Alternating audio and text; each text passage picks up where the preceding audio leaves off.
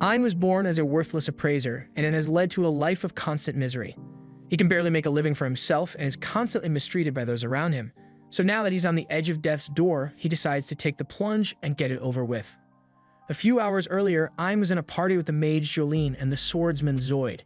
He is currently up against your average New York City rat, and he manages to slash it, but it's not enough to take the rat down, so he yells for Jolene to hurry up with her spell, and once she's finally done, she fires it at the rat, killing it in a single blow. Now that they are done with their battle, Zoid and Jolene begin praising each other for a job well done. However, they are nowhere near as nice when speaking to the appraiser they brought along with them, Ian. Zoid yells for Ein to hurry up and do his job already, but all the heavy baggage he's carrying combined with the weight of their insults makes it difficult to move, so Ein ends up falling face first to the ground. He is clearly being mistreated, but even so he has no choice but to get up and obediently do his job as a low-common appraiser. At birth, all the people in this world are granted jobs by the goddess of light and skills by the goddess of darkness. By honing these skills, one can gain a multitude of abilities and powers. However, jobs are passed down genetically, so they can never be changed. These jobs are divided into tiers: rare, high common, and low common. And as you can see, low common is bronze tier trash, so most people with this class are stuck as peasants or merchants. Ein's parents used to own a small appraisal shop to support the family, but they both tragically died when Ein was young, so he was left to fend for himself. That's how he ended up becoming an unglorified pack mule for these two, and even though he hates working for them, he's got no choice. He uses his appraisal skill on the rat they killed and finds out that it's an F-rank rat, so it's pretty much worthless. Although its tooth is D-rank, so it's valuable enough for Ein to pick up. He tries to pry the rat's mouth open so he can remove the tooth, but that jaw isn't budging, so this is going to take a while. Zoid and Jolene are starting to get impatient since Ein is taking so long, so Ein asks them for a little help so he can get the rat's mouth open quickly. However, Zoid is offended that Ein would even dare to ask for help, so he throws a rock at him and tells Ein that he's worthless. Ein glares at Zoid with rage in his eyes for what he just did, but unfortunately, Ein doesn't have the strength to back that rage, so Zoid just kicks him across the floor and Ein is forced to apologize and beg for mercy.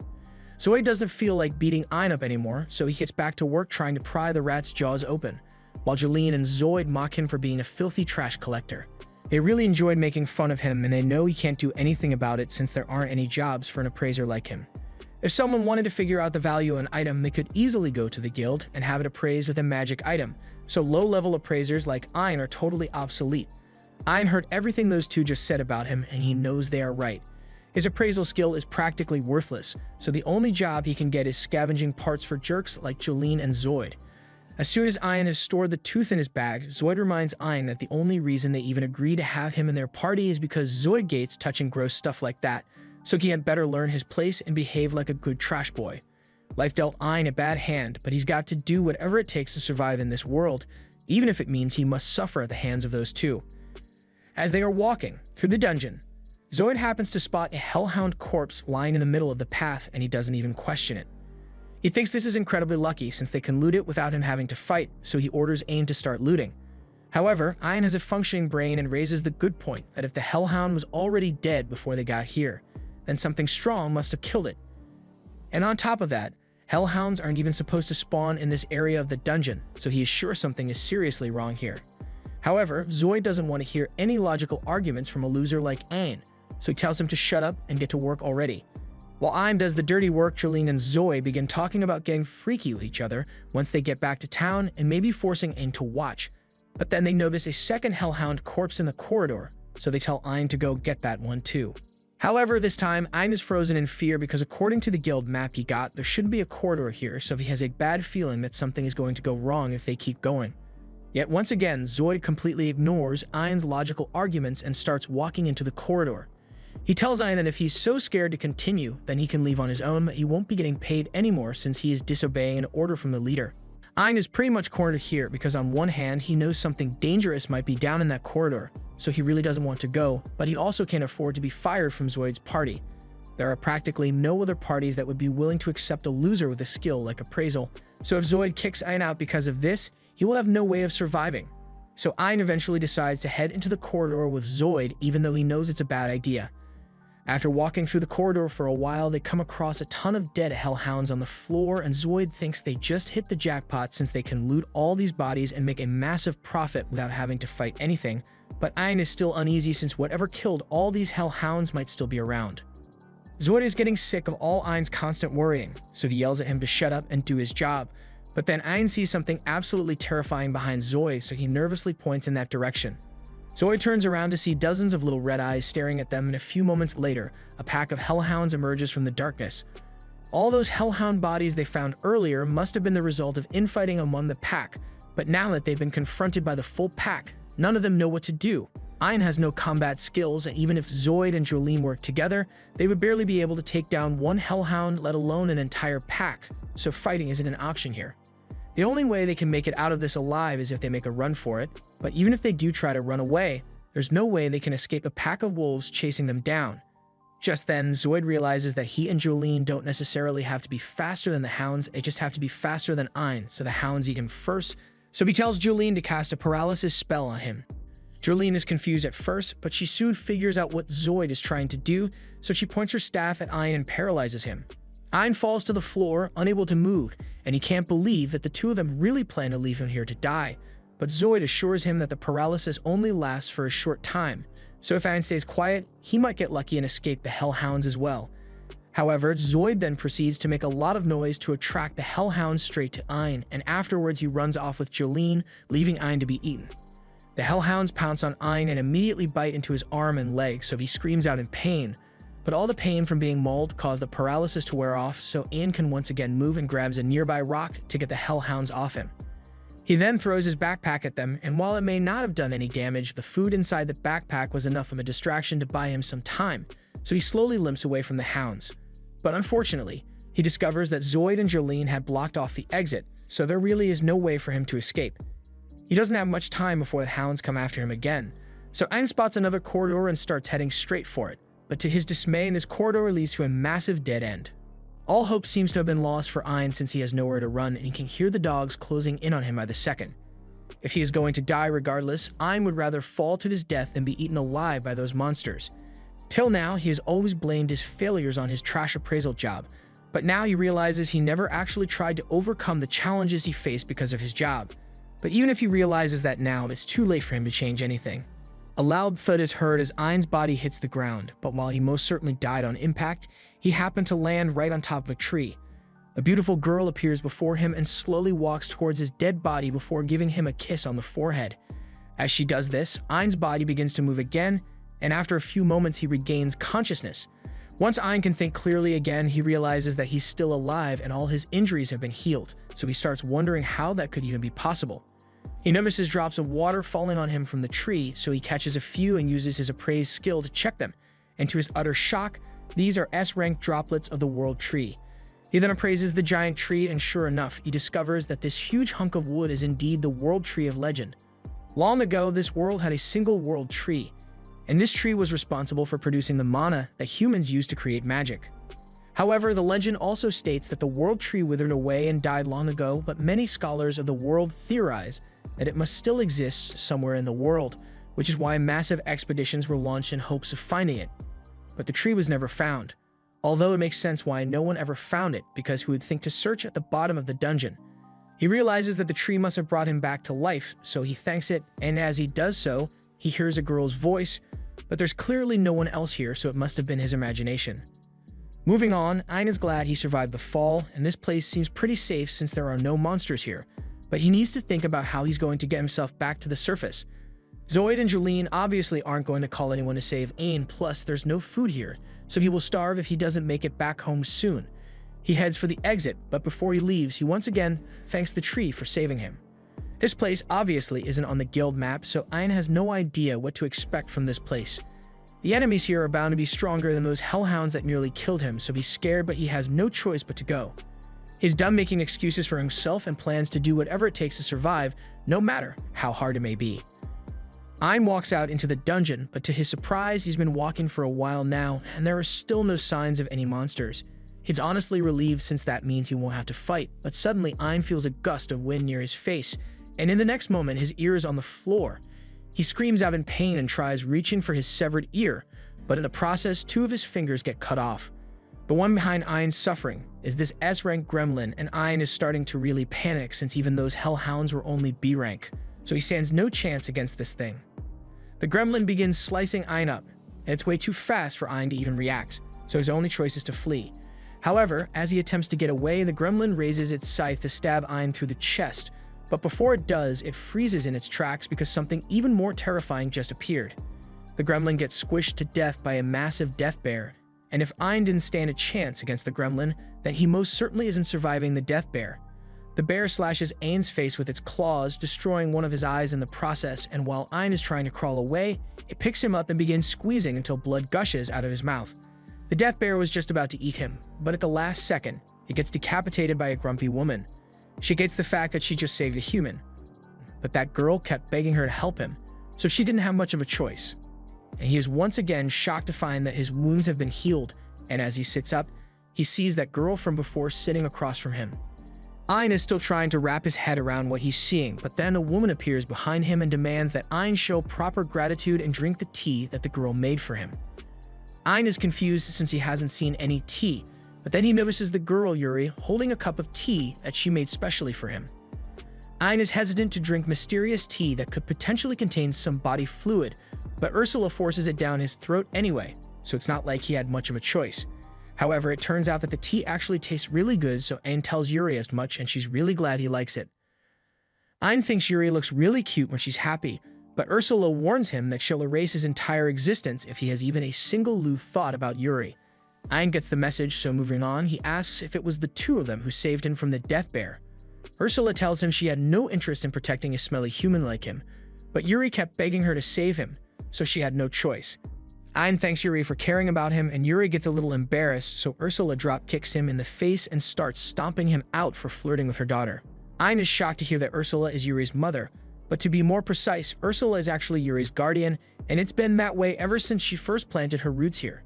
Yuri may look human, but she's actually this world tree, one of 9 that exist in this world, so Ursula was tasked with watching over her and defending Yuri against any potential threats. Ein is surprised to learn that Yuri is the world tree spirit, but it makes sense to him since she's so beautiful. But immediately after he says that, Yuri gets embarrassed again, so Ursula kicks him to the ground for daring to look at Yuri with such lecherous eyes. Ein apologizes, but speaking of eyes, he realizes that he can still see despite getting one of his eyeballs torn out by the death bear. Ursula explains that she healed him using the tears of the world tree, but even with the healing ability of the tears, they still can't restore a crushed eyeball, so Yuri generously asked her to use part of the world tree to make a new eye for him so he could see. Ein is once again really thankful, but he's starting to wonder why Yuri was so concerned about him in the first place when they barely know each other. She tells him it's because he thanked her when he fell down here. It's rare for people to end up here, but there have still been a handful of incidents of people falling to their doom, and Yuri would always save them, but they would never thank her. And as soon as those people realized that she was the world tree, they would selfishly begin collecting her water and even tearing off Yuri's branches and leaves so they could sell them for profit. However, Ein was the first person to treat her with respect, so she took a liking to him.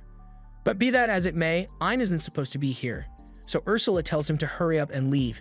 Yuri pleads with Ursula not to kick Ein out since he's bound to die if he heads back into the dungeon, but Ursula doesn't care what happens to him. Yuri does care though, so she pleads with Ursula to at least find a way to guarantee that Ein can make it home safe and sound. However, there really isn't much Ursula can do to help him.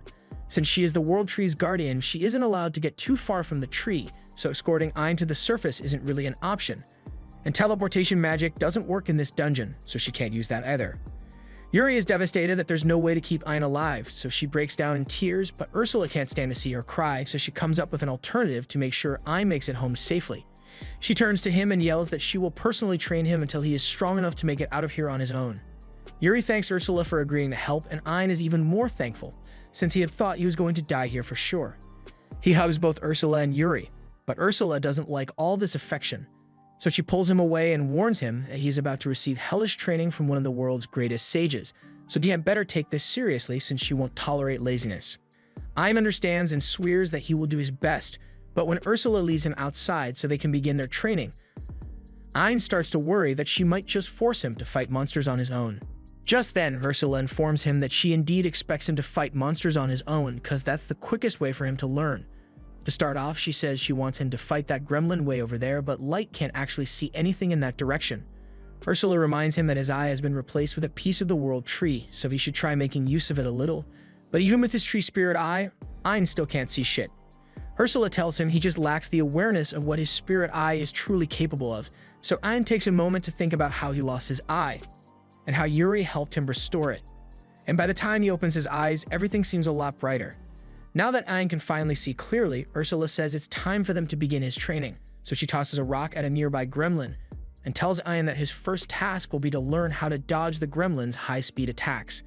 Ein doesn't think that's possible since the gremlin is moving way too fast for him to keep track of, but Ursula tells him he just needs to use his appraisal skill to scan the gremlin's movements.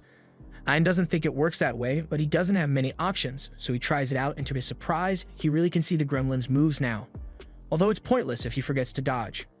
Since Ein is injured, Ursula puts up a barrier and pulls out a bottle of tree drops she borrowed from Yuri. She pours it on Ein's severed ear, and after it has been reattached, she tells him that he had better take this seriously, otherwise he's going to keep getting sliced up. She then drops the barrier and the gremlin attacks him again, but since he knows where it's going to attack, he manages to duck out of the way in time. After a week of constant training, Ein has finally gotten the hang of appraising the gremlin's moves and can dodge its attack every single time. He proudly tells Ursula that he has mastered the technique, but in the process he lets his guard down, so the gremlin is able to sneak up from behind and slashes his back. Ursula creates a shield around the two of them so they can take a break, and she gets a good laugh from seeing Ein's pain. But she admits that he did do a good job at dodging, so she says he has passed the first test. Now they'll move on to the next lesson. So she tells Ein that he has to defeat that gremlin. Ein is willing to try, but he doesn't have a combat job, so killing an S-rank monster will be impossible for him. Ursula already thought of that, and while it certainly would be impossible for Ein if he were fighting with his bare hands, he doesn't have to since Ursula made a special sword for him. Ursula didn't want to make this for him, but Yuri went through all the trouble of snapping off one of her branches because she wanted to help him. Ein is deeply touched that Yuri would put herself through such pain just to help him, so he is really grateful and swears to make good use of it. Ursula undoes the barrier and leaves Ein to face the gremlin, but when he tries to strike at it, the gremlin easily dodges him. Ursula jokes that he's never going to hit the gremlin if he swings so slowly, and Ein is aware of that, so he decides to just predict the gremlin's path and attack it when it gets close to him. However, when he tries to do that, the gremlin just jumps over him because it's not stupid. If it sees Ein try to attack it, it's obviously going to try to dodge, so Ein needs to think of a new strategy. Instead of simply appraising the gremlin's movements to predict its attacks, Ein needs to appraise every facet of the attack itself, so he digs deep and performs a super appraisal as the gremlin charges at him. As he does this, the gremlin seems to freeze in time, but in reality, Ein is just seeing it move in slow motion since his eye is appraising it at such a high speed. And with such a clear view of the gremlin's movements, Ein is easily able to prepare himself and whack it in the face, finally defeating it. Ein is really happy that he just defeated his first monster, but Ursula reminds him that now isn't the time to be celebrating since he's just getting started. For the next part of their training, she tells Ein that he has to defeat over a dozen more gremlins, and Ein is confident that he can handle it, so he gets right to work. After several hours of fighting, Ein is finally done taking out all the gremlins, so he turns to Ursula, expecting to be praised, but she says this much should be normal for someone who can harness the power of the World Tree. With that said, Ein has been making steady progress so far, so she thinks he is ready for the next step. She tells him to appraise the gremlin's ability and make it his own, but Ein doesn't understand what she means since appraisal only shows him information about skills. Ursula points out that humans learn skills through constant practice and with his spirit eye. Ein should be able to see not only the information of the skill, but also receive all the experience that comes with it. With this method, it is possible for him to learn a skill instantly, so he decides to try it out and appraises the gremlin's skills. Just then, Ein gets a massive headache as a ton of information rushes into his head all at once. He falls to his knees in pain, but once the headache finally subsides, he acquires the gremlin's high-speed movement skill.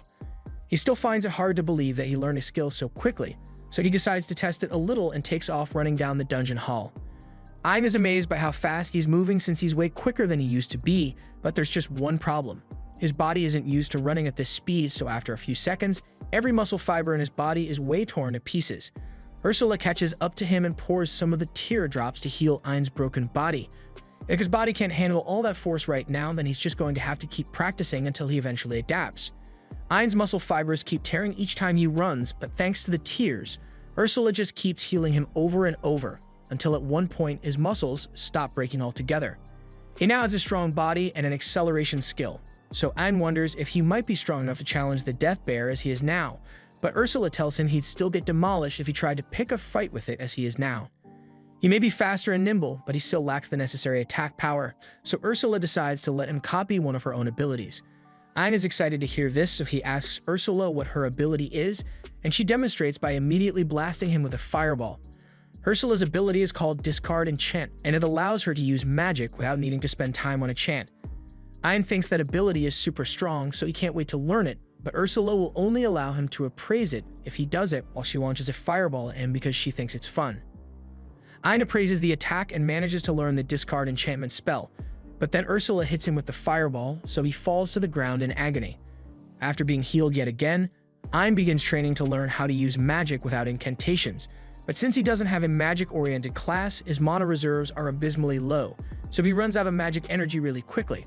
Fortunately, whenever he is healed with the tears, it replenishes his mana and simultaneously increases his magic capacity a little, but he's going to have to keep practicing for a long time if he ever wants to master the technique.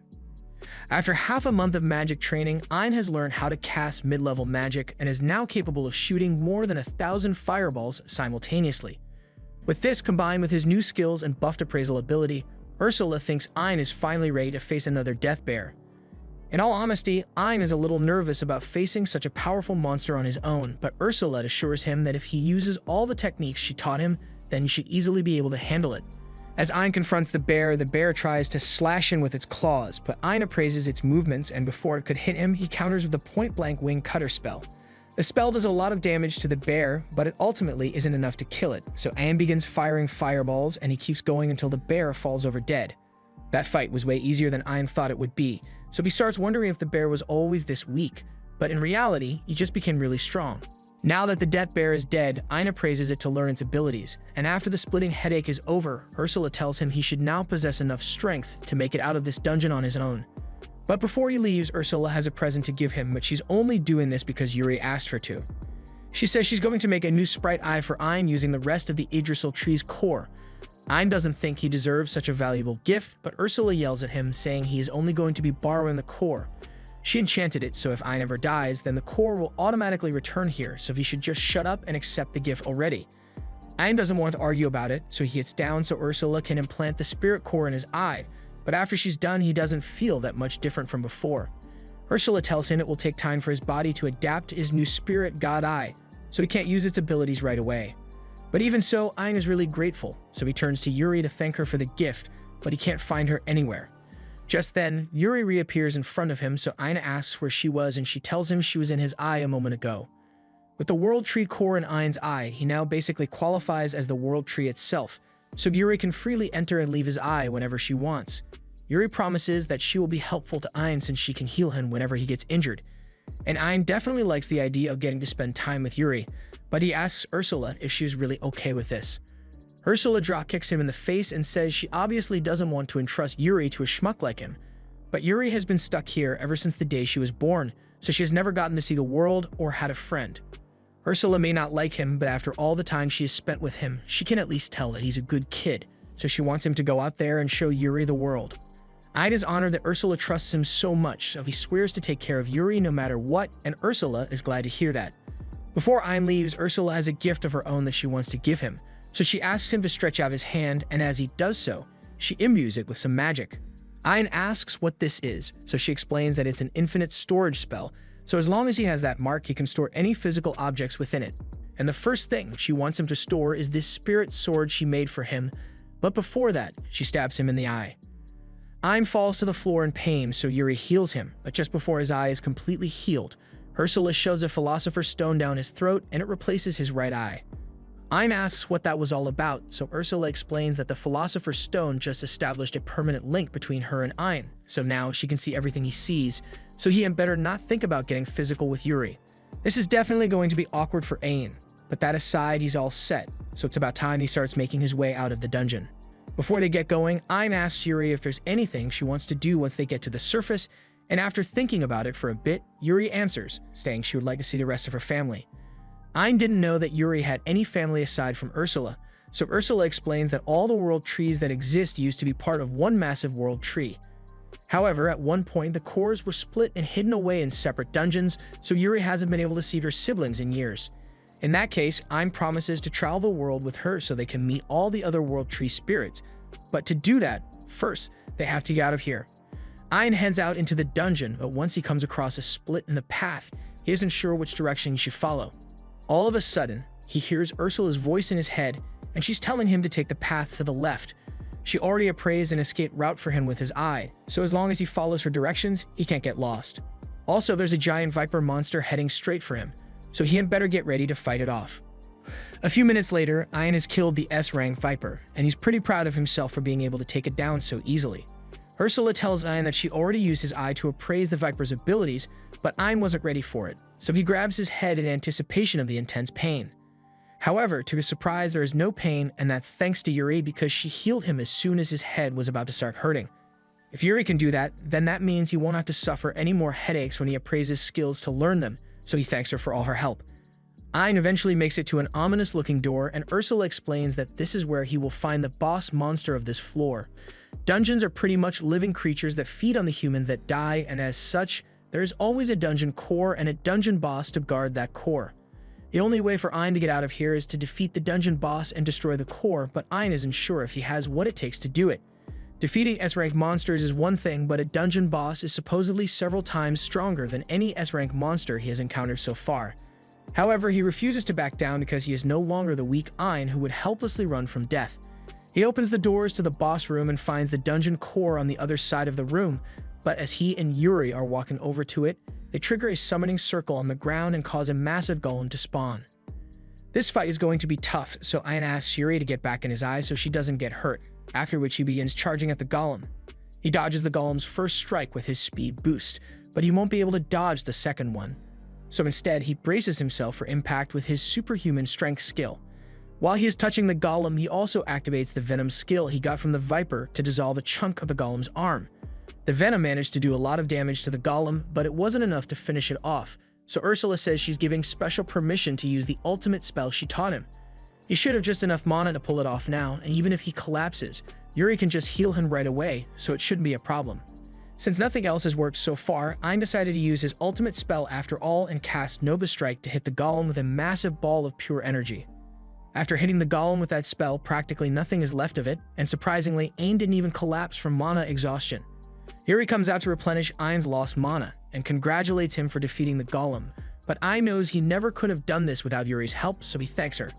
Yuri is really giddy about it, but Ursula is annoyed by how much Yuri likes him, so she tells Ein to hurry up and praise the golem's abilities already.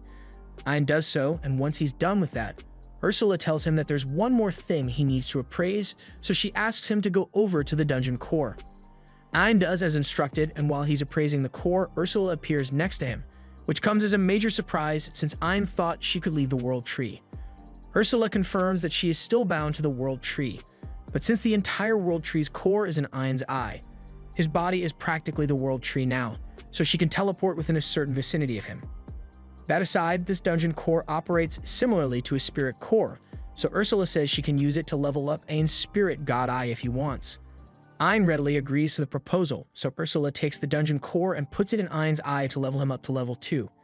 She then tells Ein that he can level his eye up more by conquering different dungeons and absorbing their cores. The three of them then leave the boss room and the door closes behind them, so they can no longer return. Ursula assumes this must be because they defeated the boss and took the core, so the dungeon is sealing itself off so it can recover. The hole that Ein fell through is also probably sealed now, and that's a good thing since it means there is no way for any more humans to stumble up on the World Tree.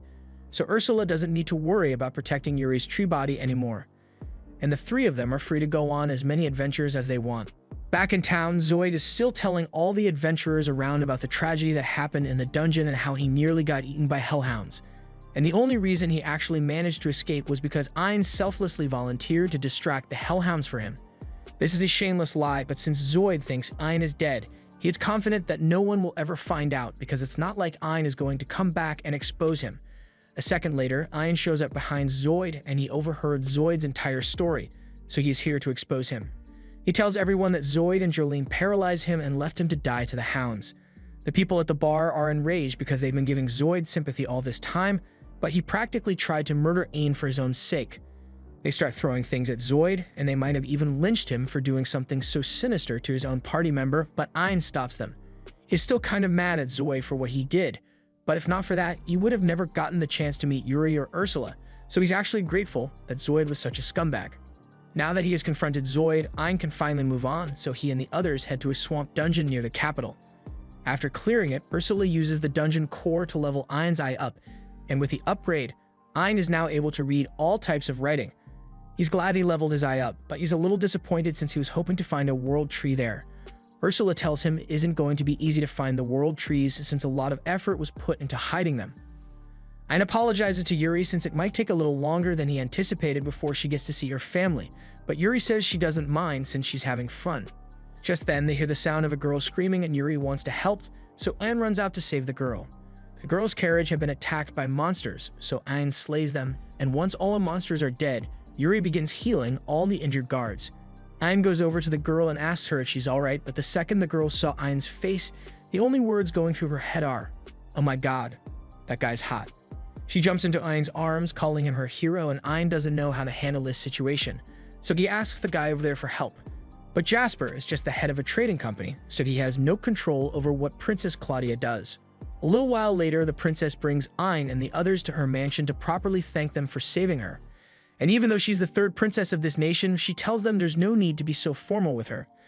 And with that said, she jumps up to give Ein another big hug. However, before she could wrap her arms around him, Yuri steps in front of Claudia and refuses to let her get close to Ein.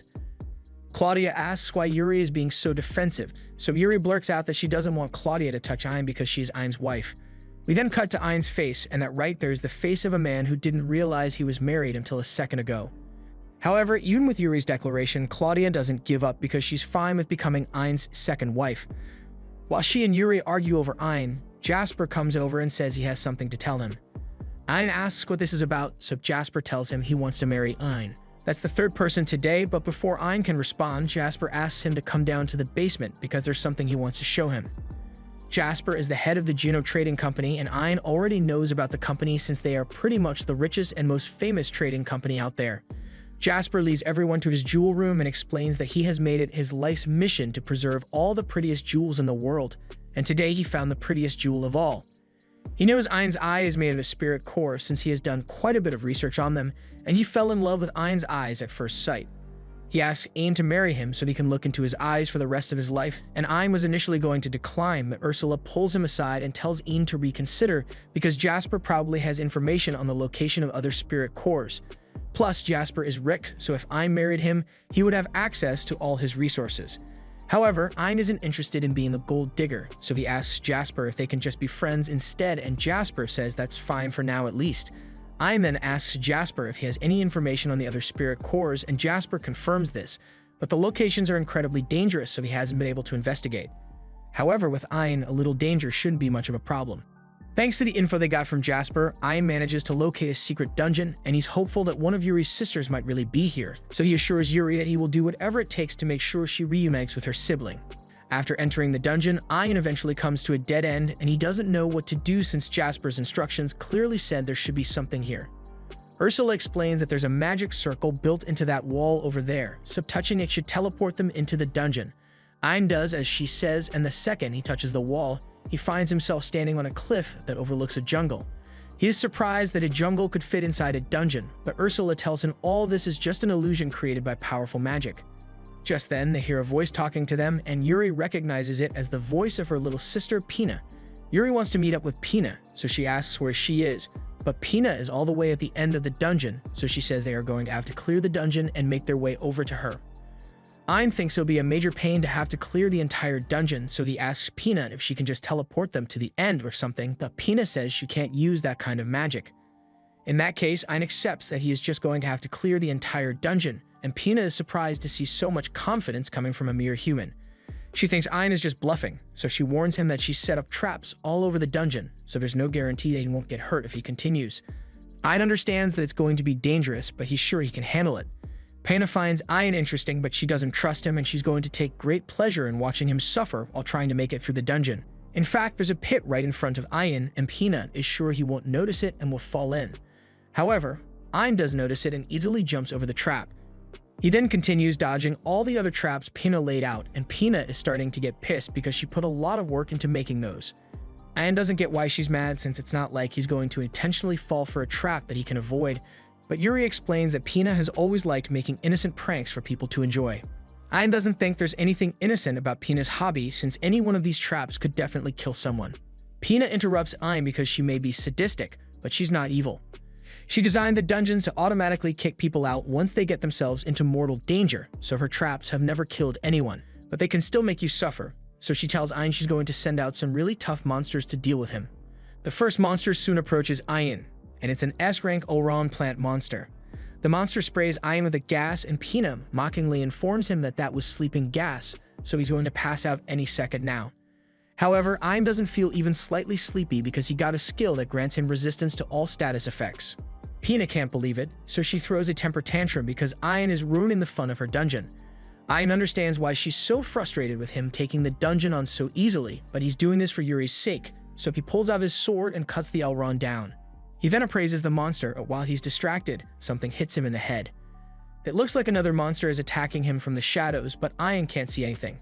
Ursula assumes the monster must be using some kind of stealth skill to stay hidden, but even if Ayan can't see them, it doesn't matter since he has an ability that negates all ambush attacks. Additionally, he has a separate ability that negates regular attacks when he's standing still, so he's practically invincible.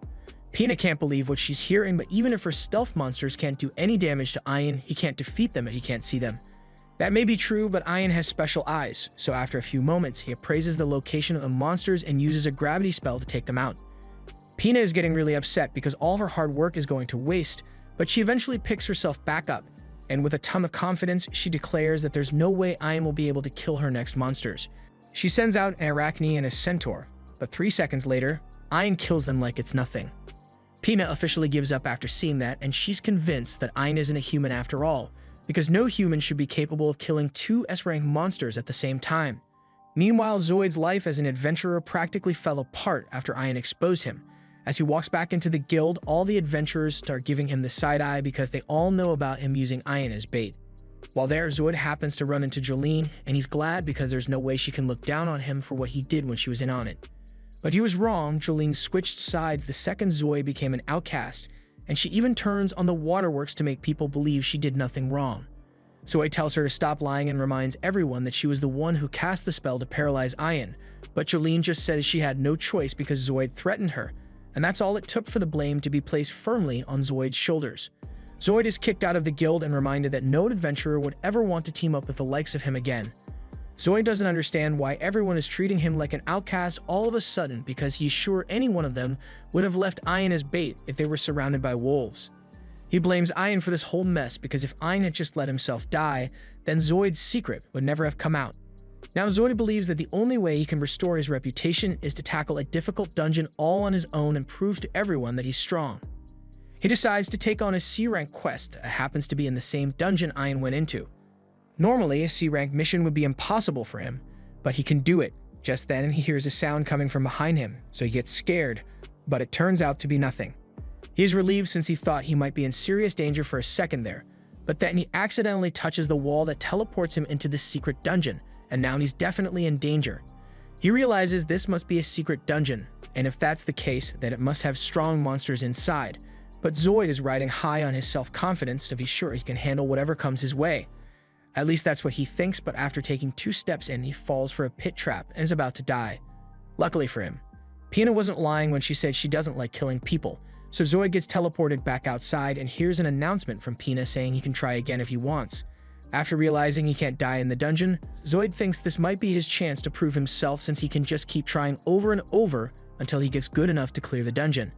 He heads back in, and he keeps falling for trap after trap, until eventually he's able to make it to a clearing in the forest.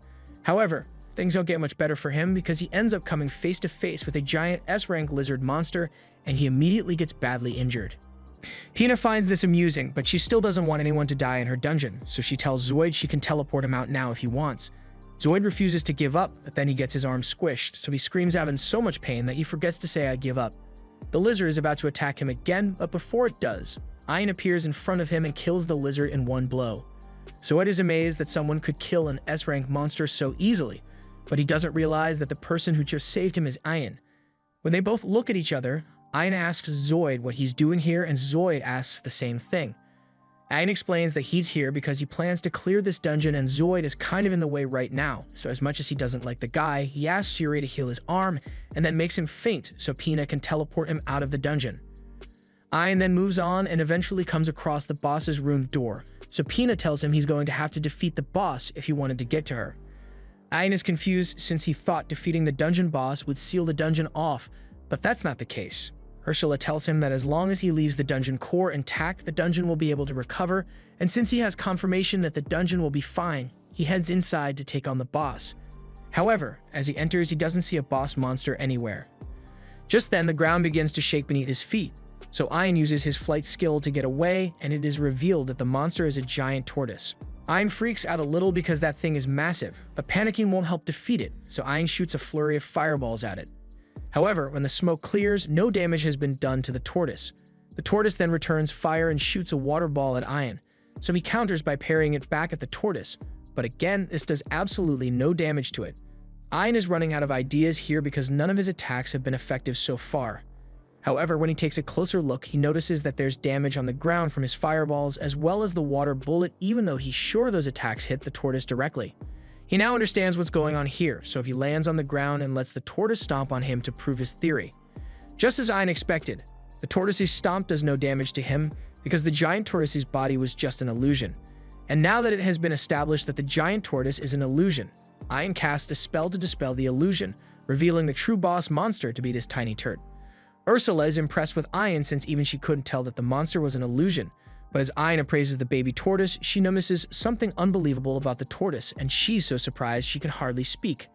Ayn doesn't understand what Ursula is saying, but even if this little guy is the dungeon boss, Ayn doesn't want to have to kill it, so he asks Pina to just admit defeat. Pina refuses and says she hasn't lost until Ayn kills the tortoise, so Ayn asks her if she's really going to make him kill such an adorable little guy. Pina feels bad, so she admits defeat and says they can enter her room, and once they are inside, Yuri runs into Pina's arms and starts swinging her around until Pina gets dizzy. She apologizes for being so rough, but she was just so excited to see Pina again. Pina then turns to Ayn, and she's still holding a bit of a grudge against him for beating her dungeon so easily, but Yuri tells her not to be mad at Ayn because he's a really nice person. After hearing Yuri defend Ayn like that, Pina realizes Yuri must be in love with him, so she starts teasing her about it, and Yuri gets embarrassed but she can't really deny it. Now that Yuri and Pina have had their reunion, Pina says she has a favor to ask. She wants to travel with Ayn, and she even offers to give him her spirit core if he agrees to let her tag along. Yuri seems really excited by the idea, so she asks Ayn if he's okay with it, and he doesn't see a problem with it, so everyone is in agreement. Just then, the little tortoise jumps off Ayn's shoulder and transforms into a girl. She introduces herself as Pina's guardian Kuroheim, the daughter of the heavenly beast tortoise. And Koro must be pretty high-ranked among the guardians for Ursula to be panicking like she just ran into her drill sergeant. Ayn is still in disbelief that there's someone out there who can make Ursula act so polite. Since Koro is Pina's guardian, Ayn has to ask her for permission to take Pina with him, and Koro is all for the idea, but only on one condition. She wants to come along too. She hands Ayn a Philosopher's Stone, and if he adds this to his eye, along with Pina's spirit core, then they will both be able to go with him. Also, Koro's ability allows her to create barriers, so she's sure she will be useful to Ayn. Meanwhile, Zoid finally wakes up outside the dungeon, and he realizes that the only reason he's alive right now is because the same Ayn that he tormented for so many years chose to save him. He then rolls over and starts crying over how much of a failure he has become. Later on, Jasper accompanies Ayn to the local adventurers guild because Ayn wants to sell some of the loot he got from the dungeon, and having Jasper with him will make the whole process a lot easier. Everyone already recognizes Jasper as an extremely wealthy merchant, but they have no idea who Ayn is. Jasper tells the receptionist that Ayn is here to sell some of the loot he got from a dungeon, and immediately after, Jasper wants to buy all those items. The receptionist says she's more than happy to help, so she asks Ayn to hand her his guild card, but as he does so, she is shocked to find out that Ayn is an F-rank appraiser. After seeing that, she becomes belligerent and says she doubts that an F-rank appraiser like Ayn could defeat any monsters at all, and all the other adventurers begin mocking him as well. But Jasper tells Ayn to just show them the items he has. Ayn then opens his storage to reveal a mountain of S-rank monster parts, but even after seeing all the high-level loot Ayn has, the adventurers in the guild assume Ayn must have stolen it all from someone else since there's no way he could have killed all those monsters on his own. This is exactly why Ayn wanted to avoid coming to the guild, because people always look down on him for being a low common appraiser. However, there's someone here who isn't as shallow as the rest. The guild master, Megan, comes out of her office and condemns all the adventurers for mocking someone they've never met just because of his skill class. The receptionist uses an appraisal device to scan the items Ian brought, and to her surprise, it really is all genuine, and Jasper adds to this by saying he can personally confirm that Ian is strong enough to defeat all these monsters on his own. The receptionist realizes she messed up really bad by making fun of Ian, so she sincerely apologizes. Megan also apologizes on her behalf and says she'll give the receptionist a stern talking to about her behavior later. Even though a person's class is decided at birth, Megan is glad to see that there are people out there like Ian who refuse to be limited by it, and Ian is glad that there are people like Megan who don't judge him based off his class alone. Megan has really taken a liking to Ian, so she's sure the two of them will meet again in the near future. But for now, she has work to do, so she leaves Ian to finish up his business here. The receptionist asks Ian to wait in the waiting room while she processes all his items, but Ian actually has a lot more stuff to sell since he cleared the entire secret dungeon. Upon hearing that Ian cleared a secret dungeon by himself, all the people who mocked him start trying to get close to ask him for details about it, but Ian doesn't like all this attention, so he ends up running away. A little while later, Ian takes a dip in the bath to relax after all that stress, but while he's enjoying his soak, Yuri suddenly appears beside him. It takes a moment for it to register, but when it finally clicks that she's in the bath with him, he totally freaks out. He swims away from her in a panic, but Yuri doesn't understand why he's being so distant since they are always together. Pina then shows up as well and begins joking that Ian was overcome with lust after seeing Yuri's naked body, but Ian denies it. In the first place, Yuri and Pina shouldn't be here since this is the men's bath, but Pina reminds him that she and Yuri are spirits, so they don't have to follow human rules. She then asks if he is shy because he's having pervy thoughts about Yuri, but he once again denies it and tries to prove that his mind is pure by maintaining eye contact with Yuri. But then his eyes drift down to her double D's and his mind goes blank from there. Ursula then appears and she doesn't take kindly to Ian staring at Yuri's body, so she threatens to eviscerate him with the highest magic she can muster if he dares to touch Yuri. Yuri begs Ursula to stop because she wasn't bothered by Ian looking at her, but upon hearing this, Ursula thinks Ian might have already done something to Yuri, so she prepares to blow him up anyway, and Yuri warns Ian to run because Ursula might actually do it, and Pina's just over here enjoying the show. Once the mayhem settles down, Ian gets out of the bath and sits down at a table so he doesn't have to deal with Ursula trying to kill him anymore. Kuroheim is there as well, but thankfully she behaved normal, so he can just sit and chat. Kuroheim thinks it's wonderful how lively everyone is since Pina is having more fun than ever before. Pina is like a daughter to Kuroheim since as a guardian, she created Pina's spirit core and eventually the core developed a personality. In addition to Yuri and Pina, Ian recalls that there should be 6 others out there, but Kuroheim tells him that there are actually 7. Ian is confused since he heard that the first egg drizzle tree withered years ago, but while that may be the case, Kuroheim informs him that the first tree's spirit core, Echidna, is still out there, although no one knows where she is. The same goes for the other tree spirits, so Ian thinks it is going to be difficult to find them all, but that doesn't mean he's going to give up because his end goal is to make Yuri happy and reunite her with her family. The next day, Megan comes to Jasper's mansion looking for Ian because she has a special request to ask of him. Ian asks why she wants him specifically since she could have asked anyone else from the guild, but this mission is something only Ian can accomplish. She asks him if he knows anything about the behemoth, but Ian has never heard of it before, so she explains that it is one of the legendary dragons that was summoned by the demon lord Micturian. After Micturian was sealed, the dragon went into hiding, but recently it has reappeared, and it is strangely only attacking merchants that pass through the area. That is why Megan is here to officially give Ian the SS rank quest of defeating the behemoth. The quest is incredibly dangerous and may very well cost Ian his life, so Megan would understand if he refuses, but before she even finishes speaking, Ian says he will do it. He heads out into the desert where the behemoth was last spotted, and Ursula appraises its location, so she knows exactly where it is. However, before Ian engages, she warns him that the behemoth can absorb magic attacks, and it is also capable of using air to launch attacks that can cut space itself. Ian takes note of the warning, but the behemoth's ability to absorb magic means Ian is going to have to rely on attacking it with his sword instead. But before any of that, Ian needs to get the behemoth's attention somehow because it is sleeping deep beneath the sand. He decides to use a nova to destroy a large chunk of the ground to force the behemoth up to the surface, and it is not happy about being disturbed.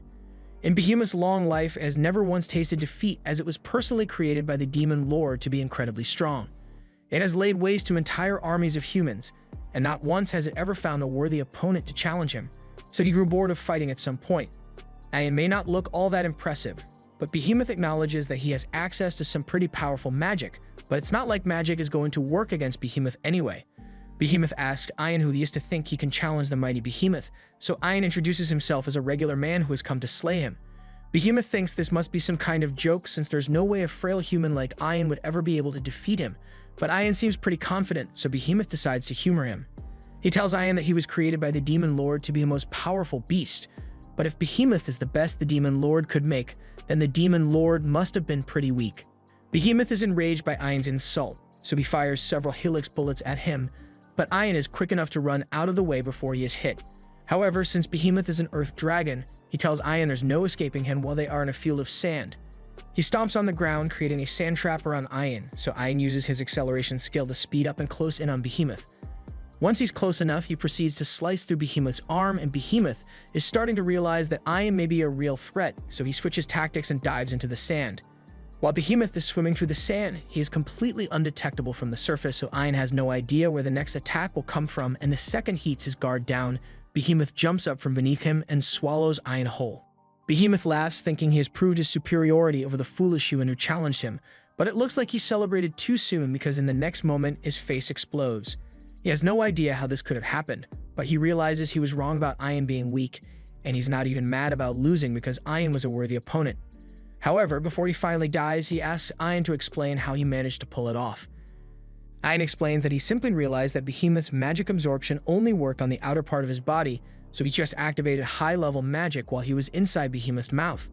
However, if that's what Ian did, Behemoth asks how he didn't get caught up in the blast as well, but Ian simply put up a barrier to protect himself from the blast. Behemoth realizes he had grown arrogant from all his years of easy victories, but even as life fades from what's left of his body, he is content with everything that happened and accepts his defeat. Ian kind of feels bad for Behemoth because he only killed people because the Demon Lord made him that way. But at the end of the day, he still killed a lot of people, so Ian couldn't just let him live, and Ursula tells him to just hurry up and appraise his skills. Now that all the fighting is over, everyone comes out to congratulate Ian on his victory. Once Ian returns, he is called to the royal palace for some reason, and while waiting, a princess comes out to see him. She apologizes for not visiting him more often even though she's his second wife, but Ian reminds her that they are not actually married. She chooses to ignore what he said and informs Ian that he was invited here because her father wants to meet with him. And speaking of her father, he just arrived. Ian is intimidated by the king and his menacing demeanor, so he starts trying to be polite, but the king is actually a really chill dude, so he tells Ian he doesn't have to worry about formalities. The two of them sit down and King thanks for agreeing to this meeting because he really wanted to meet him in person. He heard from Megan that Ian defeated the ancient dragon, Behemoth, and as the king of this land, it is his duty to properly reward him, but Ian says he doesn't need a reward. Even so, the Behemoth wasn't Ian's only heroic deed as he also saved the princess when her carriage was attacked, so as her father, he has to thank him for that. Ian tells him that if he's going to thank someone, then it should be Yuri since he never could have become as strong as he is now without her help. In that case, the king also thanks Yuri, but she's still shy about talking to people who aren't Ian, so Yuri hides behind him. The king says he is able to judge a person's character fairly accurately, and he can tell that Ian is someone who wouldn't let power go to his head. He has other things to take care of, so he will have to end their meeting here for today, but before he leaves, he says he has a gift to give Ian. He hands Ian a watch with the royal family crest engraved on it, and with this, Ian will be able to go pretty much anywhere in the kingdom completely unimpeded.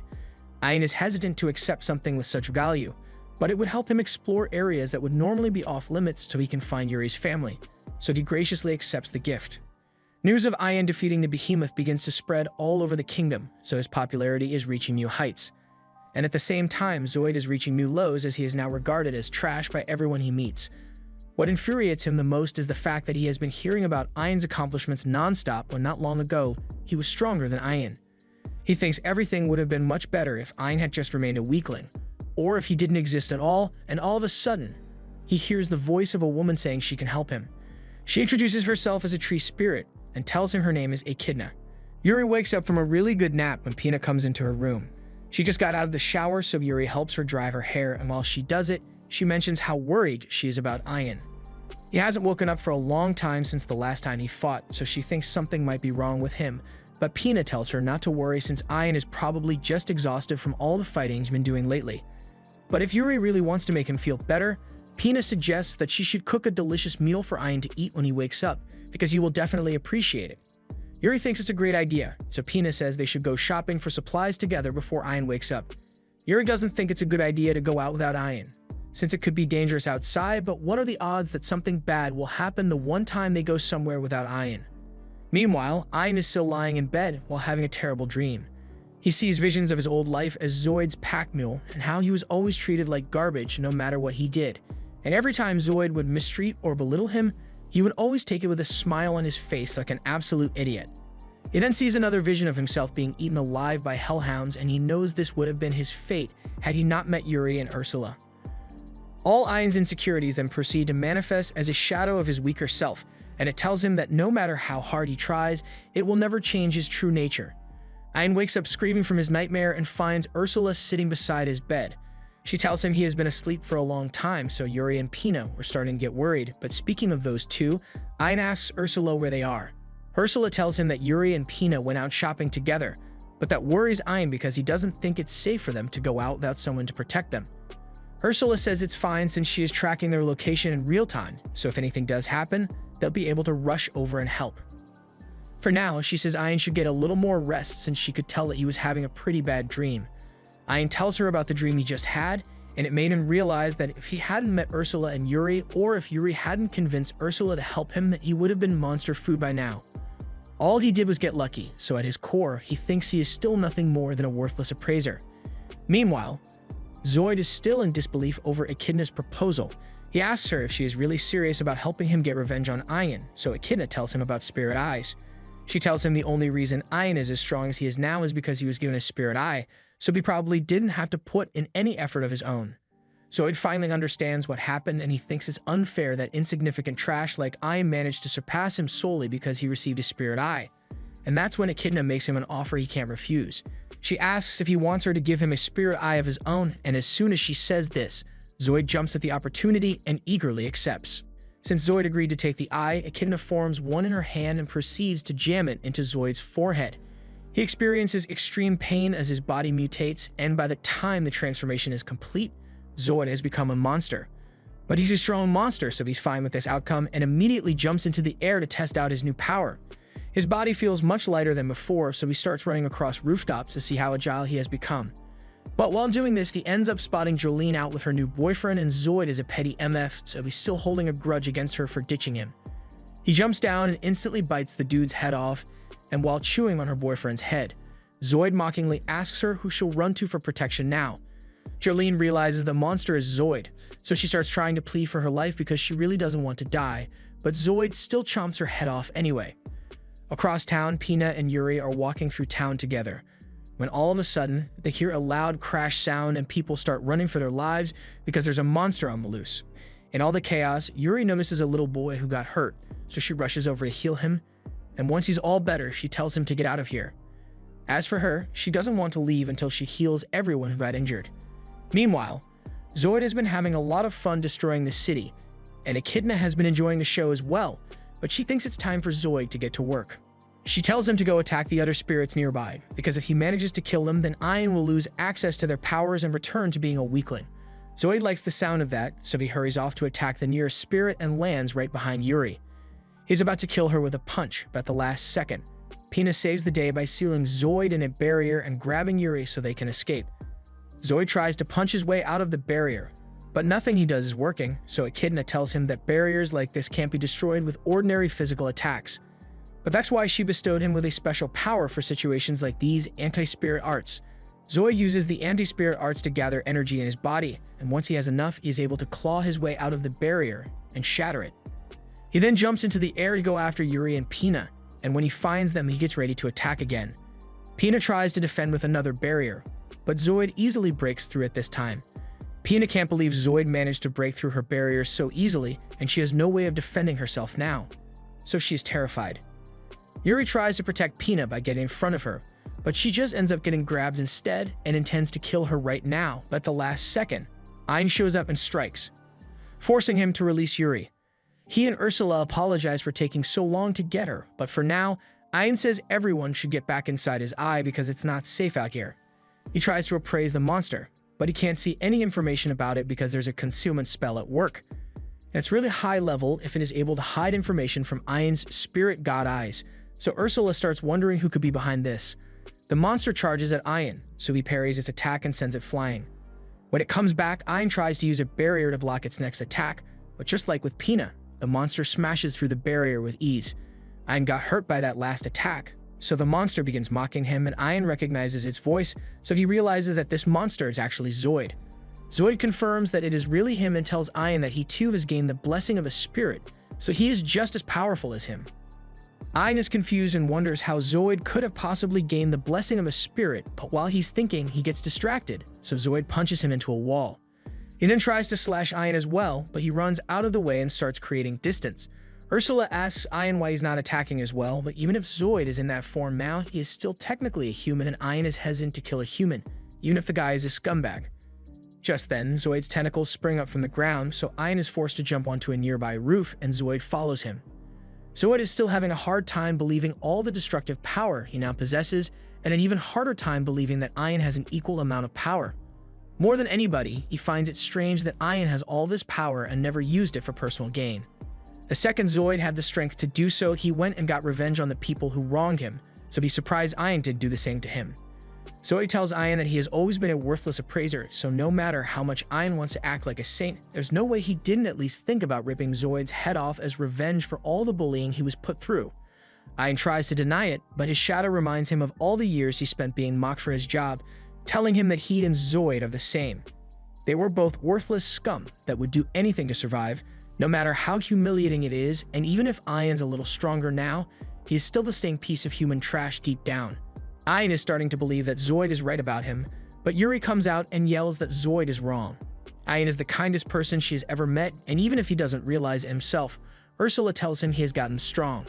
And she's not just talking about his abilities, but his heart too.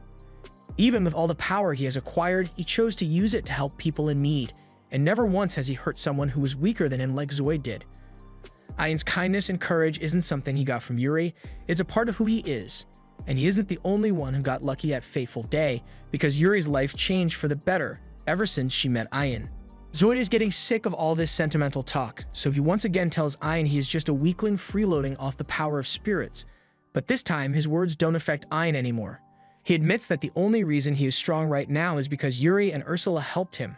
And that's a fact, but even so, Yuri and the others believe in him, so he is going to live up to their expectations. As Ian says this, energy begins welling up in his body and blows away his shadow of insecurity, making Ian a lot more powerful.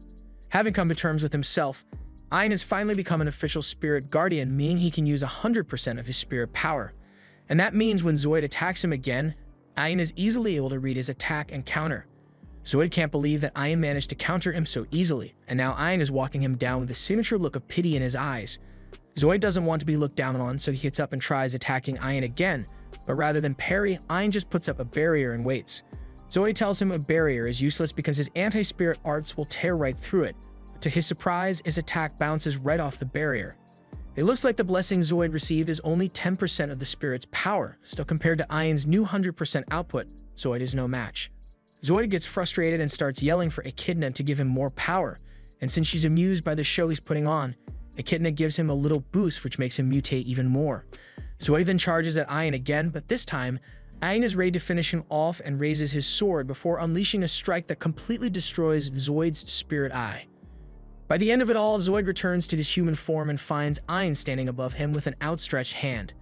Zoid hates how Ian always acts so high and mighty, offering to help others even though he's a weakling. But Ian doesn't think there's anything wrong with wanting to help someone out even if you're weak. Ian is able to change and become the person he is today, so he is sure Zoid can change too. All he has to do is be willing to take the first step. This finally gets through to Zoid, so he takes Ian's hand. But he still did bite the heads off 2 people and destroy the city, so he's going to jail for a long time. Ian feels bad for Zoid because someone clearly took advantage of his emotions and granted him spirit powers, but what would this mystery spirit stand to gain? Later that night, Echidna returns to the city and picks up the shattered spirit eye because it recorded the whole fight, and that means she has access to Ian's battle data now. Everything is going according to her plan aside from the fact that Zoid survived the fight in the end.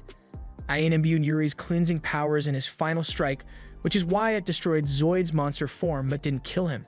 But now there's a risk that Zoid would tell everyone about his encounter with Echidna, so she sealed his memories away because she can't have him interfering in her plans to revive Demon Lord Micturian. This was the end of episode 6. Subscribe to not miss the next part.